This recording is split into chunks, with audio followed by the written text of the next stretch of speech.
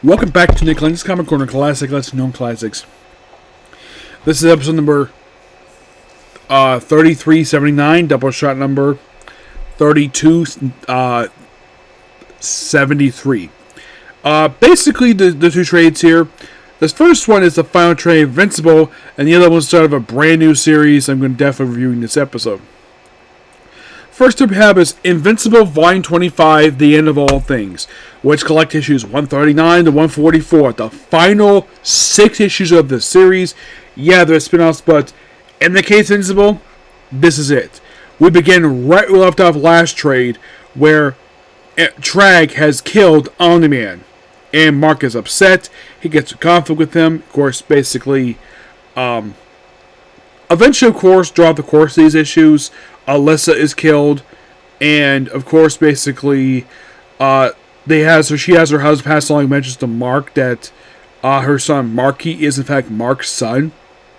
Yes, actually, it's more like Alyssa telling this to Eve, and of course, also they had to bring the conflict to Earth, and eventually, Trag himself is defeated. Yep, he is defeated, and the other Ultramites work for him. Yeah, they'll pretty much surrender. No problem. And then they kind of work together. One more plot thread to wrap up here. Actually, 2 more plot threads. The first one being Robot. Yep, Rex Robot. The dick who took over the world. Where basically Mark gets to his final battle with him, which he then proceeds to punch his guts out. And then later on, the body was destroyed, but his brain survived. Because they only keep the world under control for reasons. Mark, of course, basically on his deathbed, named Marcus. Because at first he's very reluctant, but he has to because he's basically the previous Emperor's son. So then they, of course, wrap up the robot stuff. And then he has to go back to Earth for a personal thing because, well, then he meets his son, Marky. And here's the thing. Despite the fact that this kid is actually his son, he does not have his kid legally change his name to Grayson, which would kind of make him Mark Grayson Jr. Though for some reason he's referred to as Marcus for some reason, despite the fact he's originally called Marky when he was a kid. So then, of course, all the Ultramites all leave Earth. They basically settle on the moon because he doesn't want to make the population. He didn't want to create another basic thing with the home planet. And then, of course, basically time passes by. Tarek becomes much older and becomes very, very much a beautiful woman, just like her awesome mom. Marky himself becomes more taller and becomes basically the third Invincible, because he's basically with his awesome grandma, who basically, because he's had to stay on Earth. Now, Mark didn't force him to leave. He basically he also didn't want to leave, but because of the fact, he's half Ultramite per se, but despite the fact that he wanted to stay on Earth because that's where his family is, here's kind of the thing. Mark was very accepting of it. He had no problem with it at all, and basically was perfectly fine. And of course, then Marky, of course, Mark at this point, he meets Art, the man who made basically his grandpa's suit and his father's suit, and basically he becomes the third Invincible. I think, with the jail. So, excuse me. And then, of course, a hero named Darkwing shows up. No, not Darkwing. A Batman-esque character called Darkwing, who apparently missing since the Ultramite War. He was basically the whole thing. I think it was like the Invincible War. I think it was, where it has like all the evil version of Mark, and basically over time, Eve at one point becomes an old lady, but thanks to her power, she's able to de-age and become smoking hot again. And of course, the daughter, still a very beautiful woman. Last page of the book basically has her just chillaxing in a blue bikini, getting a suntan while her parents basically watch on a balcony. Now, as for, in fact, they do in fact at one point claim that she did have a boyfriend at some point, but they don't show who it is. Marcus, for some reason, Now, you're probably thinking, did Robert Kirkman turn the character he created, did he make him gay? No. There is no hint of the fact that Marcus is gay. There's no mention of it per se. He's, of course, working with his basically little friends of his parents. And, of course, they do acknowledge him as a really good superhero in this book. And Kirkman does not go that route at all, where it's like, oh, we gotta have a writer writing the book. We gotta out one of the characters is gay because we have to. Kirkman doesn't do that. Like in the entire 144 issue series, there is no gay character. This entire series, nobody's out of this gay. Everybody's pretty much straight the whole series. And in the case of basically Mark's stepfather, he lives with him for a while. He does see his grandma a lot of the time. She, of course, does not leave Earth anymore. She's had to stay on Earth because her husband's dead. She does not want to leave Earth at all. Which, probably pretty acceptable for her. Book ends a very happy note. They do, in fact, have one last conflict with one last fight between Mark and Alan, which results in basically destruction of his office, but he thinks just throwing away the coalition, but the coalition is needed. But that's Invincible in a nutshell. Yes, the entire 144 issue series.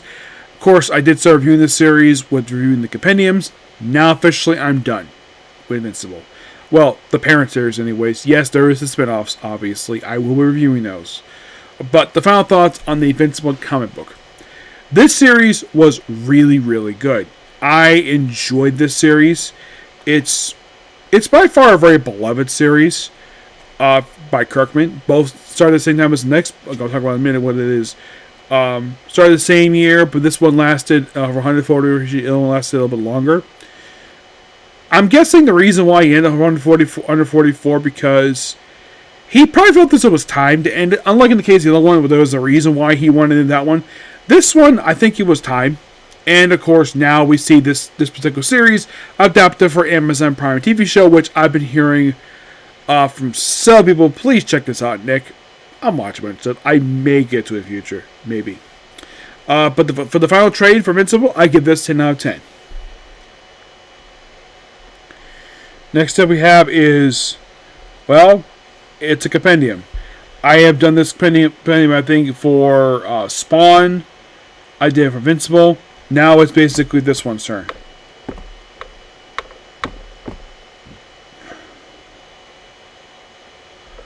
This one being The Walking Dead. Compendium 1. Yep, this collects the first 48 issues of this comic book. Rob Kirkman is the writer. Now, this is interesting though when it comes to the artist. Tony Moore was the artist for the first 6 issues of the series. For the remainder of the book, it's basically Charlie Allard. Now, interesting enough also about this book is that the entire series, which lasted for 193 issues. And the reason why it lasted that length, because Kirkman one ended at a random number, despite the fact it was listed for about 2 or 3 more issues. Initially, the pitch of this book was that basically The Walking Dead, it's basically the zombie series that he's, which is to date one of his, aside from Invincible, this is probably one of his most popular books he's ever put out from his studio. And here's a little fun factoid when it comes to Image Comics. Did you know that this comic book is one of 4 comic books published by Image to have over 100 issues published? Or at least over 100. The other 3 being Invincible, another book he wrote, Spawn, and Savage Dragon. Youngblood is getting there really soon because they brought it back recently by bringing in the original creator, Rob Liefeld. But these 4 titles are the only 4 titles ever published. Well, actually, no, scratch that. There's actually about 2 more. Actually, there's actually 6 titles because there's also Witchblade and The Darkness.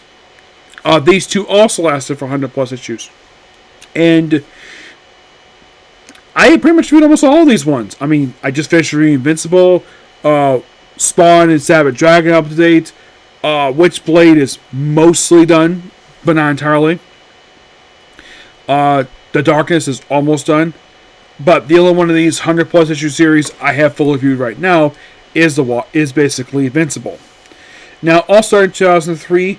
Now, the whole thing of this one is that there's a zombie epidemic here.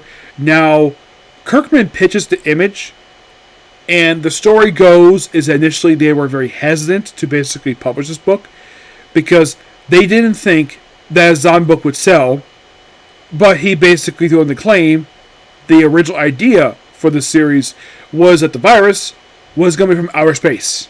And that got Image attention, so publish it.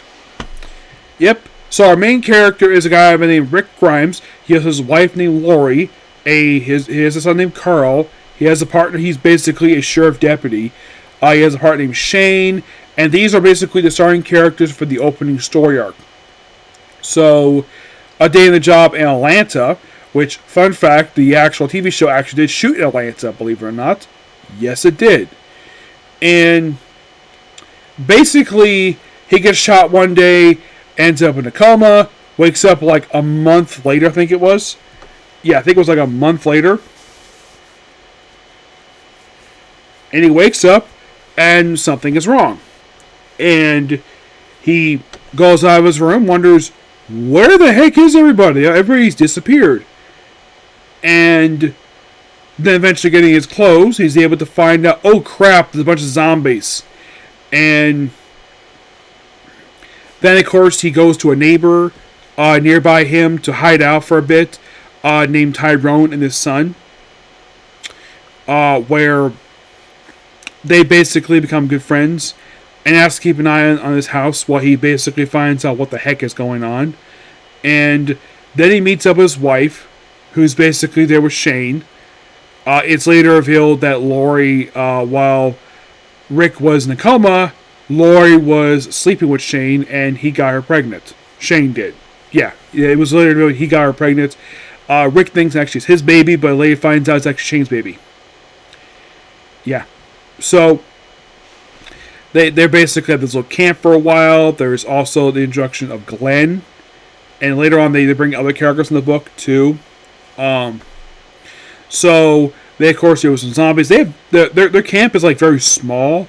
If you I watched the opening episode TV show. The camp is a little bigger in the show, where there's more people. And also the fact that they have some cars.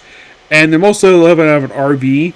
So, after dealing with some zombies for a bit, and of course Rick using an axe, he also proceeds to break into the police department and get some guns. So then, of course, basically, like, they're just gone hunting for a bit. Shane is not happy to reveal. Shane's revealed he's not happy with the fact he's back. So then, of course, Shane proceeds to try to murder Rick because he dare come back, interfere in his life because Shane basically was in love with Lori. And so, Carl shoots him. Yes, Rick's son Carl kills Shane. And then they bury him. And then Rick goes back later on and shoots him because he comes back as a zombie. And so they decide to make a move. They basically move. Rick is kind of basically just unofficially the leader of this group. And at one point, Carl gets shot. And then they coordinate with a guy named Herschel and his daughters.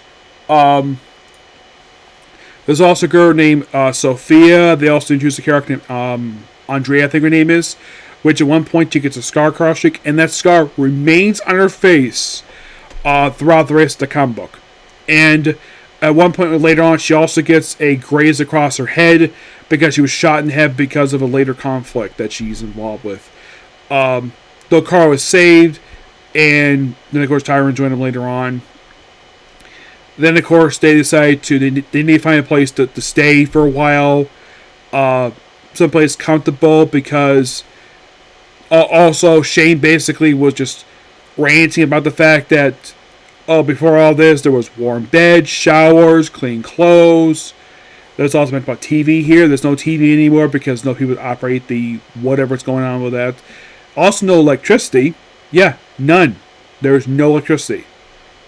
Apparently, when the epidemic happened, apparently the power went out across the country. Apparently, so and then Rick and his group proceed to find a gated community that appears to be abandoned. By the way, at this point, it's actually snowing. So then they get inside, and then on the inside of the fence, they didn't see this until later on, that all dead do not enter.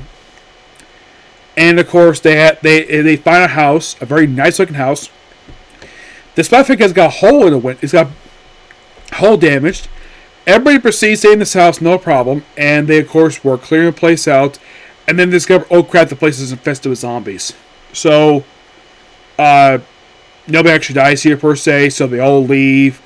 And then they come across an abandoned prison, which seems a lot more safer than this gated community.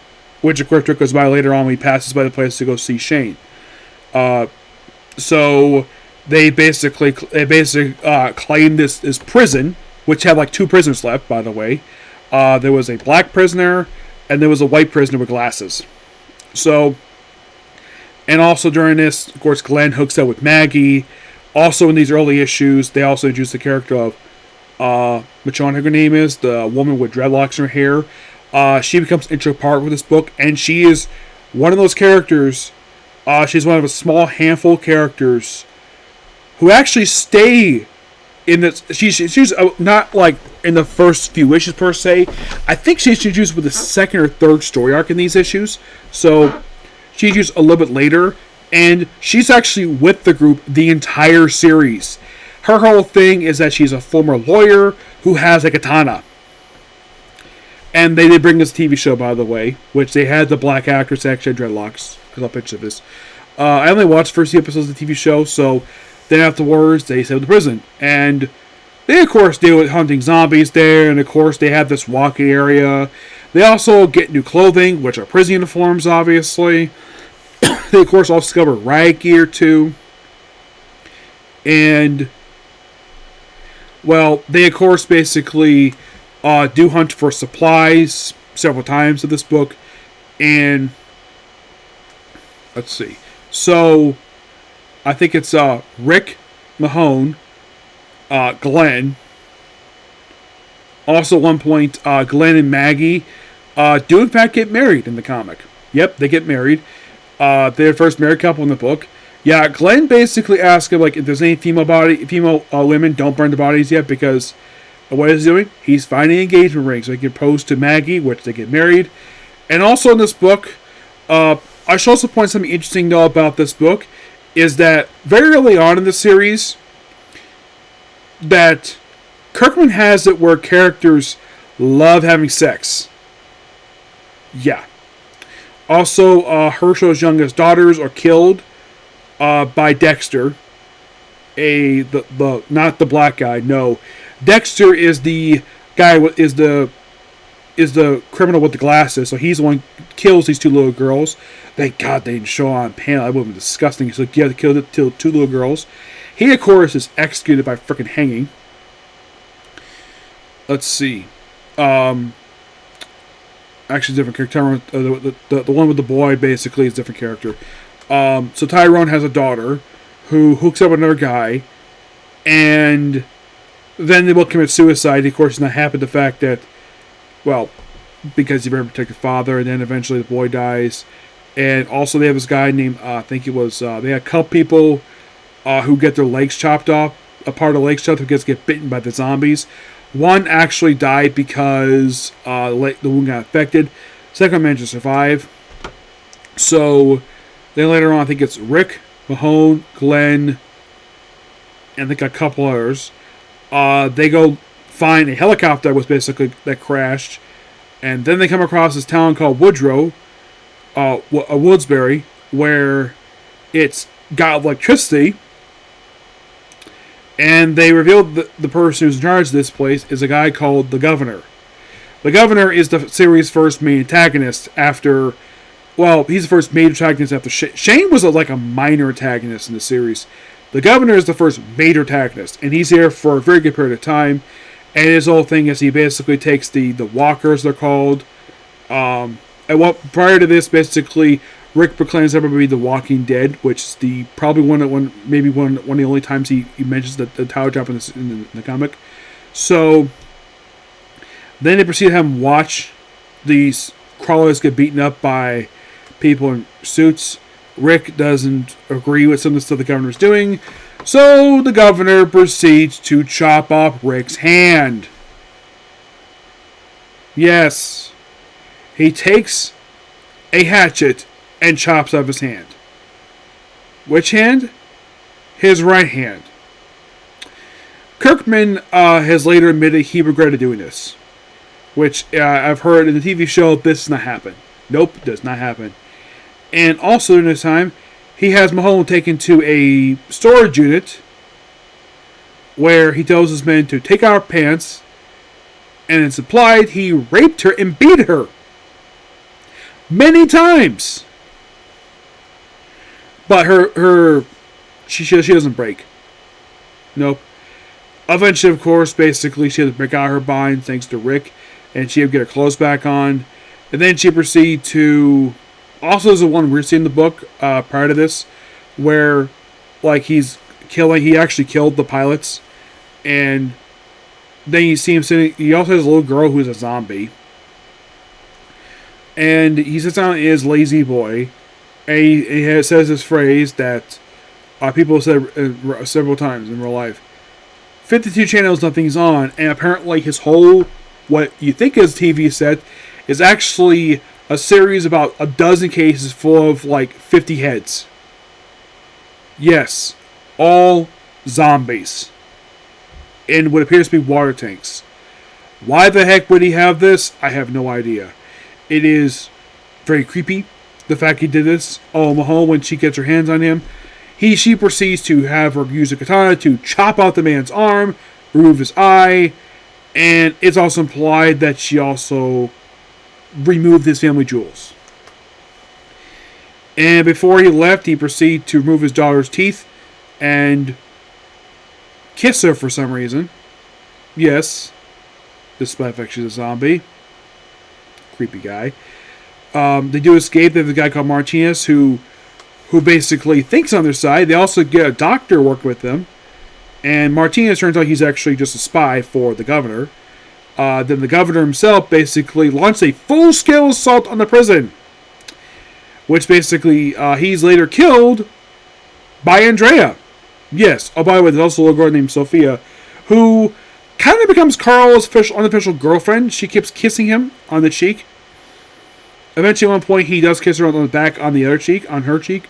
They become very close, and they will still kind of be there. Like, Carl will be there for the rest of the series. So will Sophia. These two remain there the whole series. Nothing will happen to them. They will survive the series. So, the governor is killed, but the prison is basically attacked, per se. Yes. And also, it took time to play like a guard in the prison prior to this. There's a lot of stuff happening over the course of these first 48 issues. A lot. And this is basically the first 4 years of the comic book. Yes. Yeah. Also, a little fun fact with the governor. He also has a novel expanding upon his backstory. Yes, Robert Kirkman decided to write a novel. Excuse me, my character referred to as the governor. Oh, and by the way, okay, so electricity thing. So, the reason why this town shows electricity is because the town was owned by rednecks, and they still wanted to see the races despite vegan power was out. So basically, this is our run with a backup generator. Yes, seriously. And the fight with the governor, by the way, but this is also when Andrea gets her scar, gets grazed by a bullet because she basically is the group's sniper.